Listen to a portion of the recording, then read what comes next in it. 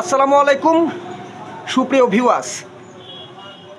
কুষ্টিয়া জেলার অন্তর্গত মিরপুর উপজেলার গোপালপুর গ্রামের ডাক্তার মোহাম্মদ শাহজাহানের দরবার শরীফ নিয়ে আজকের এই ভিডিও।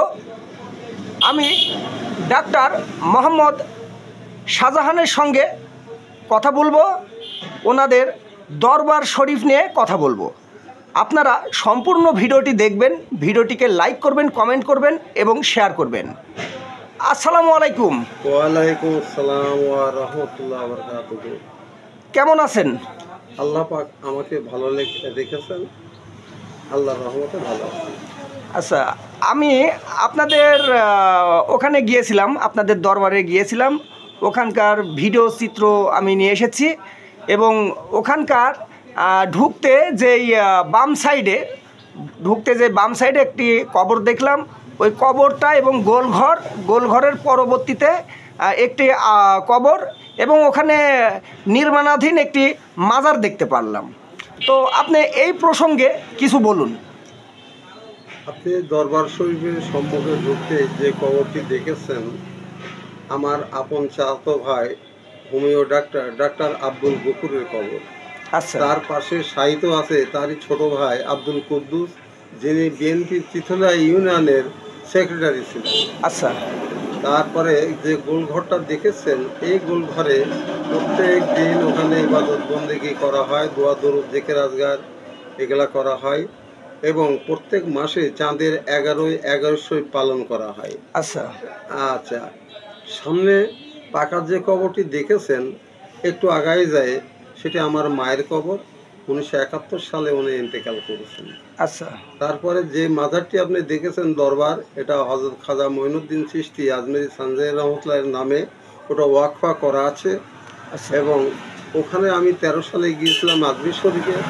ওখান থেকে দরবার শরীফের একজন খাদেমের কথা অনুসারে আমি আমার এই মাজারের কাজ শুরু করি এবং এখনও কমপ্লিট করতে পারি নাই। 13 সাল থেকে 13 সালের ইংরেজি 13 সালের বাংলা বৈশাখের শেষ বৃহস্পতিবারে প্রথম উদ্বোধন করি।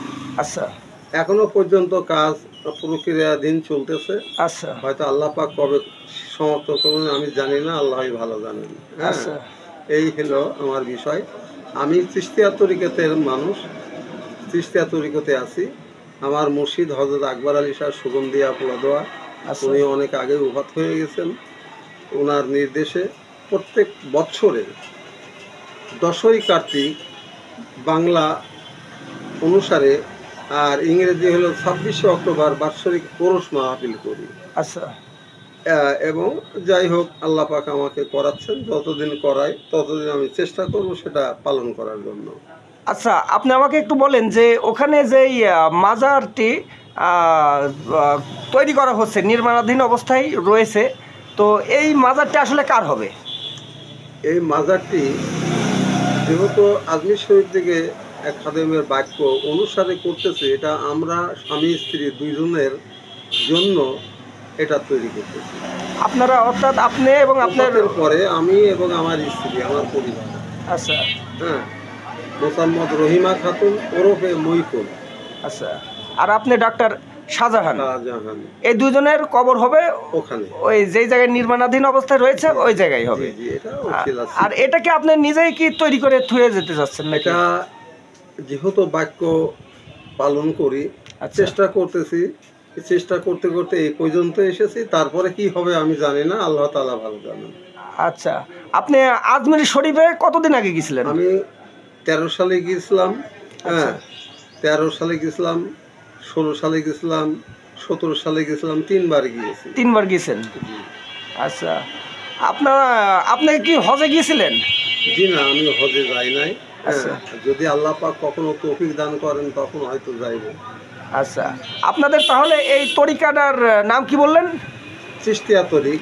হজরতে আমার দাদা হুজুরের যেটা আমার সিদরা শরীফে লিখিত আছে, হজরতে বিনোদিয়া শরীফ আবুল আলিয়া লাইসিয়া চিশতিয়া খানদান।